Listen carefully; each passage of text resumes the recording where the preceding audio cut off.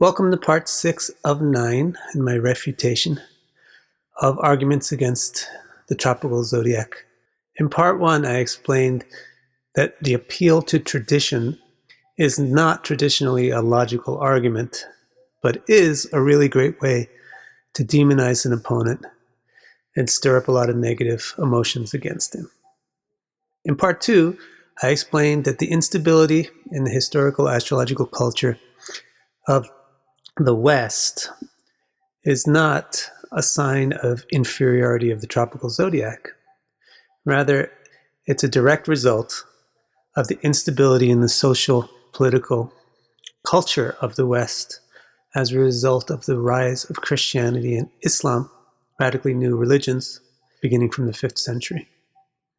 In part 3, by comparing the borders of the constellations to the borders of the sidereal signs, I corrected the misinformation that the sidereal signs are the observable stars and constellations themselves. And as a case in point, I showed that Spica, which defines the beginning of sidereal Libra, is just a little bit past midway through the constellation of Virgo. In part 4, I explained that the main reason people are so reluctant or unable to conceive of nakshatras separate from Rashi is because that's the way they've been taught what nakshatras are. They've been taught that nakshatras are combinations of Rashi, Navamsha, and Vimshottari Dasha planets. But if instead they were taught about nakshatras the way the Vedas themselves teach, that the nakshatras are abodes of specific gods, then there would no longer be a need to insist that the nakshatras have to be permanently linked to specific Rashi. In part 5, I corrected the misinformation that karma is more stellar than earthly, and the sidereal zodiac is less earth-based than the tropical. I also corrected the idea that things used as calendars are not inherently suited for understanding destiny, since time is the medium through which karma and destiny unfolds. So now that these preliminary topics are out of the way, I'm going to turn my attention to more significant and weighty parts of the argument.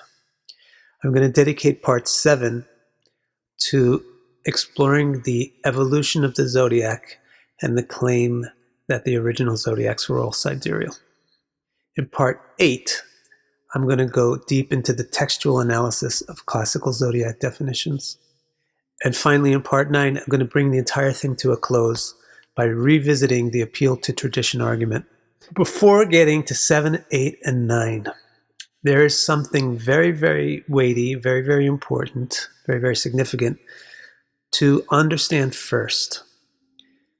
So I feel that this part 6, has to be dedicated to explaining exactly what the zodiac is and why specific signs have the specific character that they do.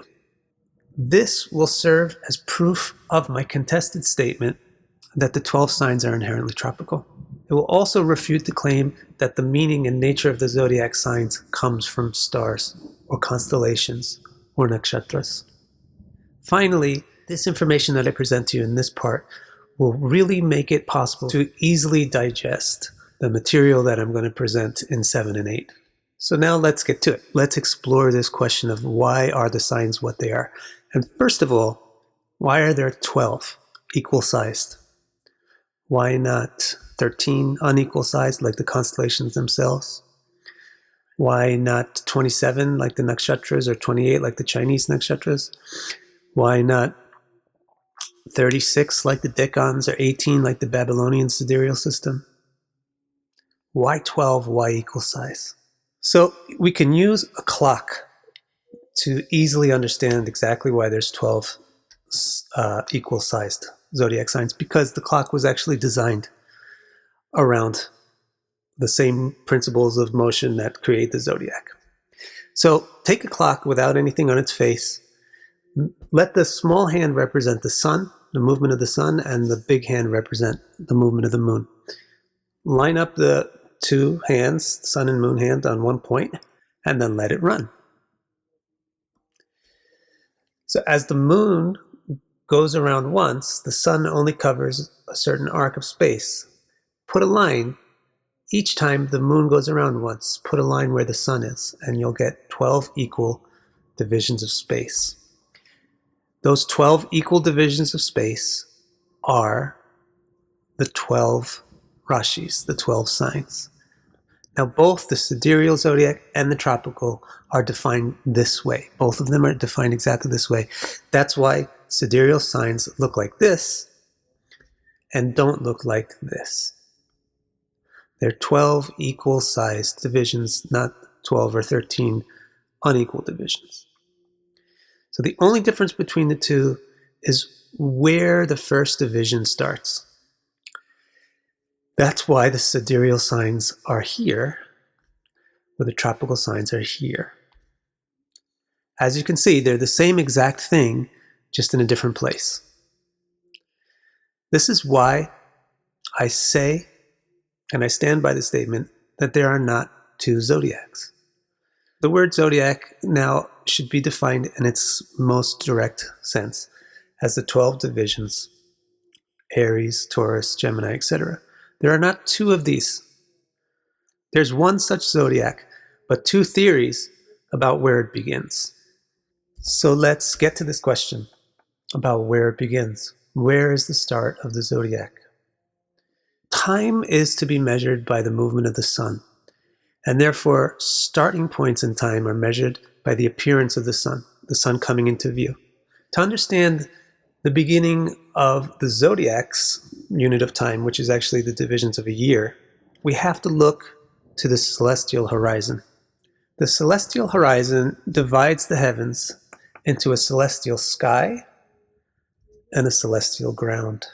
And if you're familiar with the concept of 14 lokas, there's 7 which begin from the horizon and move upward towards Dhruva, culminating at Satyalok. Those are the 7 layers of the celestial sky. And then there's 7 layers that begin from below the horizon and move down towards Patala. Those are the 7 layers of the celestial ground or underground. So we have the heavens divided by a horizon into an Uttara portion, which is the celestial sky, and a Dakshina portion, which is the celestial ground. Now, the sun moves above and below the celestial horizon. The physics behind why it does so is because the Earth's tilted a little bit. So as it goes around the sun appears to be closer to the top portion of the Earth now. When it's over here, the sun appears to be closer to the bottom portion of the Earth. So because of the tilt of the Earth's axis, if you stand on the Earth, as the sun appears to go around you, it also appears to move up and down. So from our point of view on Earth, the sun goes above the celestial horizon and then below the celestial horizon. That allows us to measure the sun's position in its orbit around the Earth. So where does it start? It starts when the sun rises above the celestial horizon. And this represents the celestial sunrise and is known as the northerly equinox. The sun continues to move. It moves to its highest point in the celestial sky. That's the next important waypoint, or tropos. That would be the celestial noon, which we describe as the northern solstice.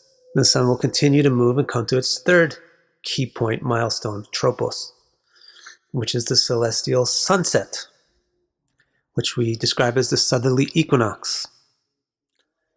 And then the sun, of course, keeps moving and comes back down to celestial midnight, where it's the furthest below the horizon. And that's what we call the southern solstice. So if you want to know where everything starts, it's simple. Everything starts at the sunrise. The beginning point of the zodiac is where the sun comes into the upper portion of the heavens. The celestial sunrise, the northerly equinox, is the beginning point for measuring the sun's orbit. Then you just divide it into 12 segments by intersecting the moon's orbit over it. And then you have your 12 familiar divisions: Aries, Taurus, Gemini, Cancer, etc. Now, both the sidereal and tropical schools accept the importance of these 4 cardinal positions. But the sidereal zodiac is fixed to the corresponding stellar locations of these 4 points from when it first began to be defined, which was about 2,000 years ago. So now we know why there's 12 and why they're equal size. and why they begin where they begin in both of the schools.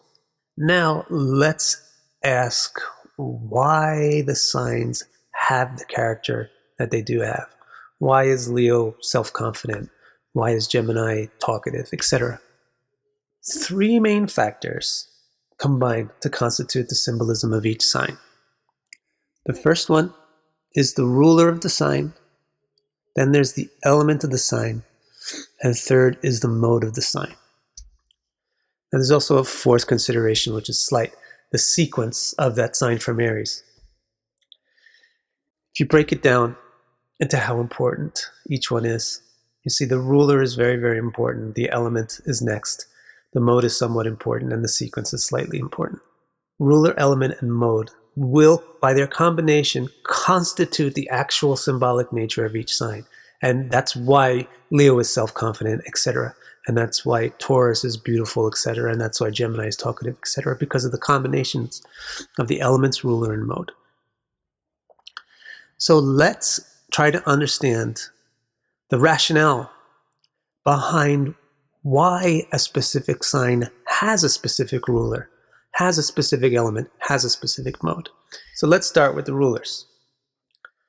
The zodiac is space. And specifically, it's the Buva space, the local space, which is the area in which the planets close to us move. Since the planets move through this location, they take possession of it, just as people take possession of land and then cultivate it and develop their own culture on that land. In the same way, planets take possession of certain areas of their space, their Buva, and cultivate it to have their own nature, their own culture. So which planets take possession of which space is most interesting. The most powerful of all the planets, of course, are the sun and the moon. They're the biggest and brightest by far. So they have the first pick. They will go to the highest property. They will take the best property, the uppermost property. Now, as for the question of why they don't go directly to the top, when you understand where the elements are, you'll see that the 3rd division, which is bordering on the direct north, is air, and the 4th is water. So the sun, the most powerful planet, is not at all going to want the 4th position, even though it's closer to north, because it's water. And it's not going to want the 3rd position as much as it would want the 5th, because the 3rd is airy and the 5th is fiery. So the king and queen of the planets, the sun and moon, they go up to the highest point in the sky, and they take the portions of that area which are most like their own elemental nature.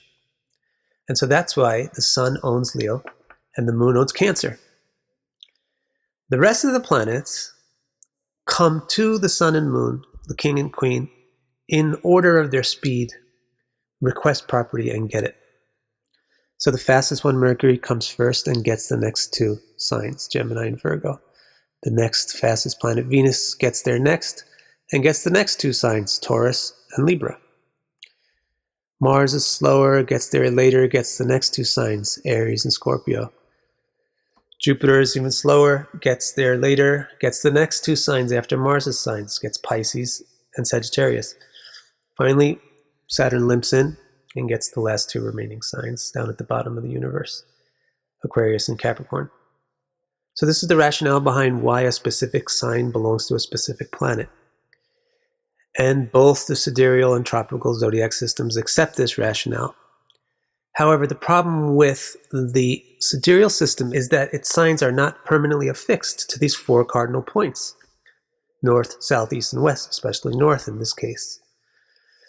So the signs will then drift in relation to these 4 cardinal points.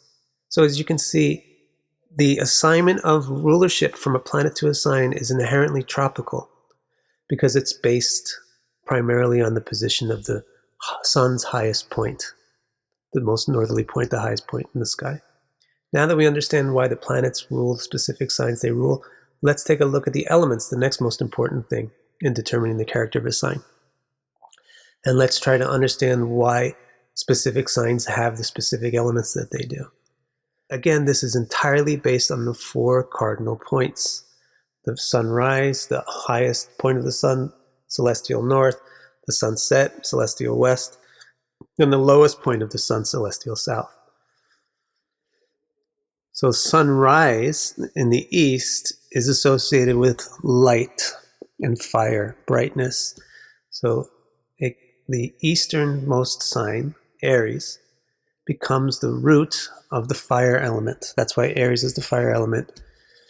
And its trines also take that element. So Leo and Sagittarius become fire signs.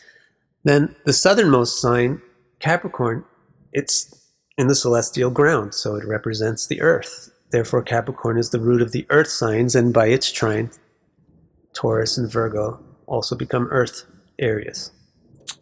The west is the comic element of air. This is the relaxing, enjoyable time when the sun sets and you're done with work. So Libra is the sign that defines the sun's movement below the equator, and therefore the west, the sunset. So Libra is this air sign. It's the root of all the air signs, and by its trine, Gemini and Aquarius also become air signs. And then finally, you have the most overhead point. The most overhead point is going to contain the element which inspires reflection and contemplation. This is the water element, which is the element of moksha. So Cancer, therefore, is the root of the water element, and by its trine, Pisces and Scorpio become water. So this is why the particular signs have the particular elements that they do. It's all because of their relationship to the four cardinal points, east, north, west, and south, determined by the sun's tropical movement, north and south of the equator, to create celestial sunrise, midday, sunset, and midnight. So this is another inherently tropical consideration. This is why I say the signs are inherently tropical. The sidereal zodiac also has this assignment of elements, but it doesn't make sense anymore because it allows the signs to drift from their cardinal points. So in the sidereal zodiac now, Gemini is the most northerly point. So Gemini should be the water sign. Now Pisces is the most easterly sign. The celestial sunrise now happens in Pisces. So celestial sunrise, that's where the sun is coming up and the fire is. So how can Pisces be watered? So because the sidereal zodiac allows the signs to lose their orientation to the four cardinal points, it loses the sensibility of what the signs are, fundamentally what they're constituted of, why they have the elements they do, why they have the rulers that they do. Now let's turn our attention to the modes of the sign, whether cardinal, fixed, or dual. Again, this is entirely based upon the four cardinal points. When the sun moves into a new quadrant, then it has a nature which is new, ambitious, enterprising. And so these four signs that begin at each of these four quadrants are called cardinal signs. These are the signs that are defined by the cardinal points. That's why they're called cardinal signs. And that's why cardinality has the nature of being ambitious and bold and adventurous, etc. So this is why Aries, Cancer, Libra, and Capricorn are cardinal. As the sun continues moving in its quadrant, it simply stays on course. It keeps doing what it's doing. And that's why the signs Taurus, Leo, Scorpio, and Aquarius are described as fixed. They're fixed in their movement. They're loyal to their path. They stay on course. Then finally, when the sun moves into the third segment of its quadrant, enters the signs Gemini, Virgo, Sagittarius, or Pisces, what happens there is it slows down dramatically and starts to prepare for its movement in a new direction, as it's going to soon enter a new quadrant. So it has the nature of doing two things at once, completing one mission and preparing for a new one. That's why these signs have a mode of operation which is described as dvisvabhav, or dual, two things at once. So again, what you can see is the modality of the signs is inherently tropically derived. The elements of the signs are inherently tropically derived. The rulership of the signs are inherently tropically derived because they're inherently derived from these 4 cardinal points. The tropical zodiac is permanently affixed to these 4 cardinal points, but the sidereal zodiac is affixed to the stars that were affixed to these points when it first was created. So the sidereal zodiac loses touch with its elements, modes, and rulers. This will become more and more problematic as the discrepancy between the sidereal signs and the 4 cardinal points continues to increase decade by decade, century by century. So it has to be addressed now. Stick around for the next 3 installments, where this knowledge will be put to good use as we explore the history of how zodiacs have developed and been used, and then the textual definitions of them, and finally return to the appeal to tradition argument. Thank you very much for your attention.